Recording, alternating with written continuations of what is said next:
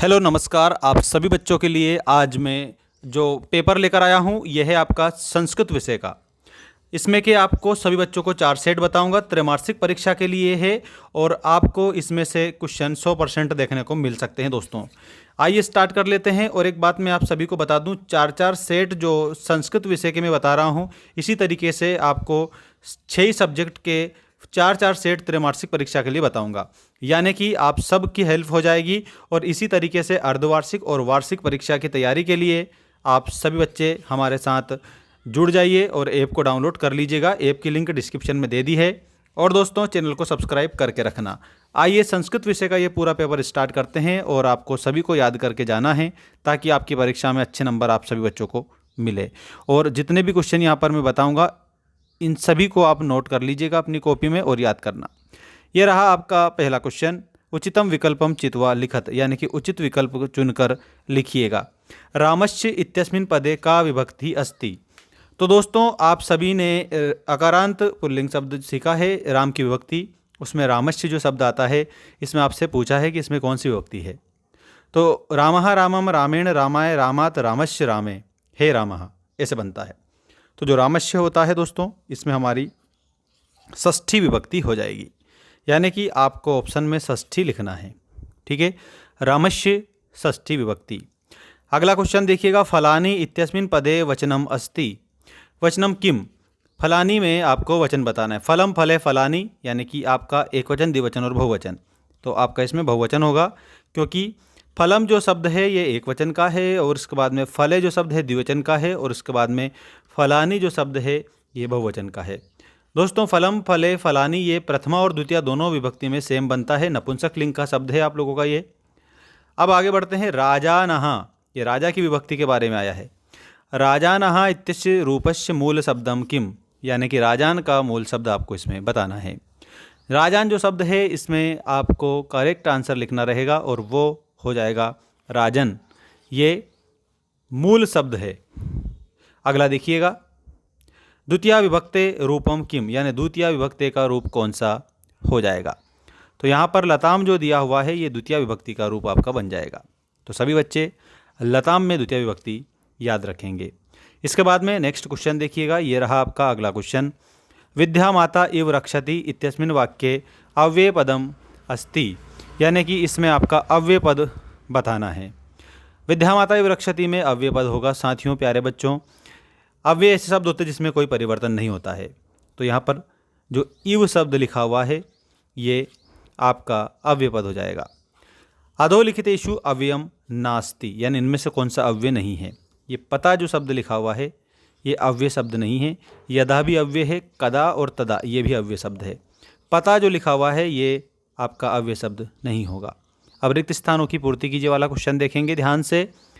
पठति इत्यस्मिन् पदे लकारः भवति। तो पठति में लट लकार है, आपको इसमें लट लकार बताना है। इसके बाद में भविष्यति इत्यस्मिन् पदे धातुः भवति। तो भविष्यति में ये भू धातु है। भू भव होने के लिए यूज होती है। अगच्छत अस्मिन् रूपम काला भवति। अगच्छत में कौन सा काल होगा, तो इसमें आपका भूतकाल होगा। अगच्छत में भूतकालः भवति।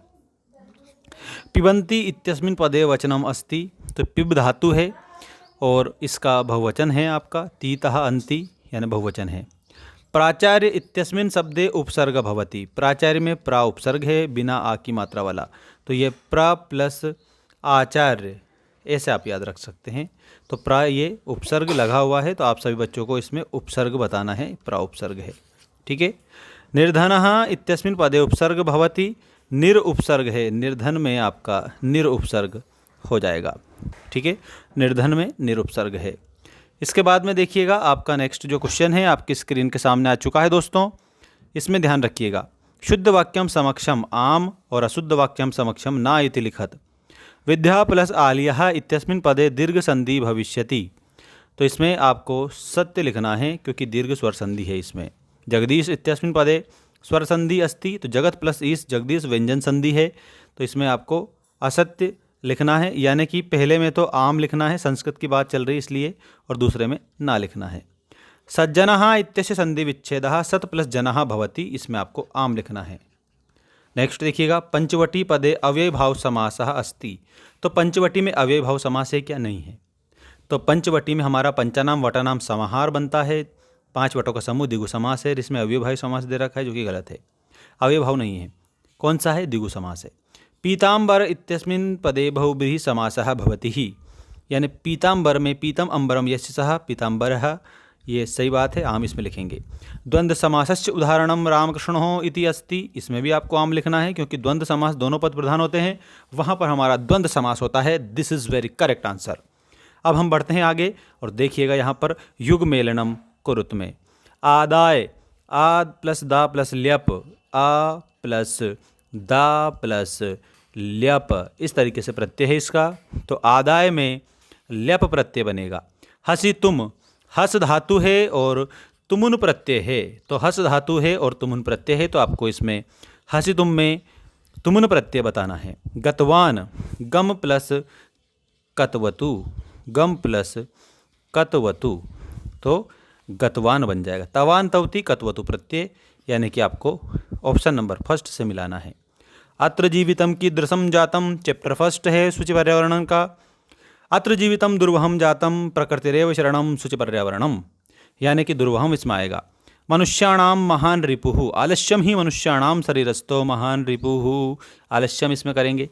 सरसः तीरे वसंती ही, तो यहाँ पर बक सहस्त्रः, बहुत सारे बगुले, ठीक है। सरसः तीरे वसंती ही बक सहस्त्रः विल बी करेक्ट आंसर।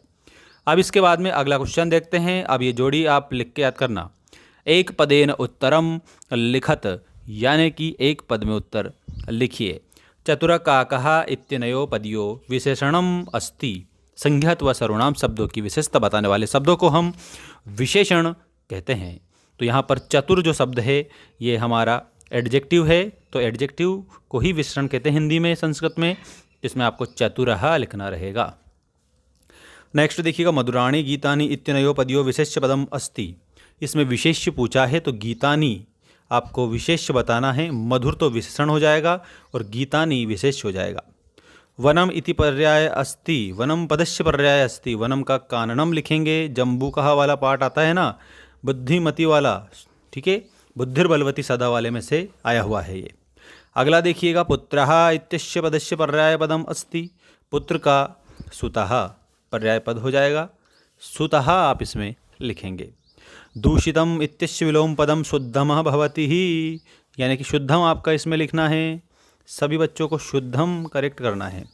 सुलभः इत्यस्य विलोम पदम अस्ति, सुलभः दुर्लभ, दुर्लभः, ये आपके एक पदेन उत्तरम वाले क्वेश्चन कंप्लीट हो चुके हैं। अब आप मेरी बात ध्यान से सुनिएंगे। आप सभी बच्चों के लिए ऐप पर फुल नोट्स है, फुल सिलेबस के नोट्स अवेलेबल मैंने करवा दिए हैं संस्कृत विषय के। आपको काम क्या करना है, मात्र 199 रुपये में आपको 6 सब्जेक्ट की मेंबरशिप को परचेस कर लेना है। और यदि आपको सिर्फ संस्कृत का चाहिए तो संस्कृत का अलग भी मैंने दे रखा है, उसकी भी फीस 199 है। वैसे आप मेंबरशिप परचेस करेंगे तो सारे सब्जेक्ट ओपन हो जाएंगे और वहाँ पर सब सब्जेक्ट के नोट्स भी मिलेंगे, वीडियो कोर्स भी मिलेगा, प्रीवियस ईयर पेपर सॉल्यूशन भी मिलेगा और मॉडल टेस्ट पेपर मिल जाएंगे, मॉडल टेस्ट सीरीज़ मिल जाएगी।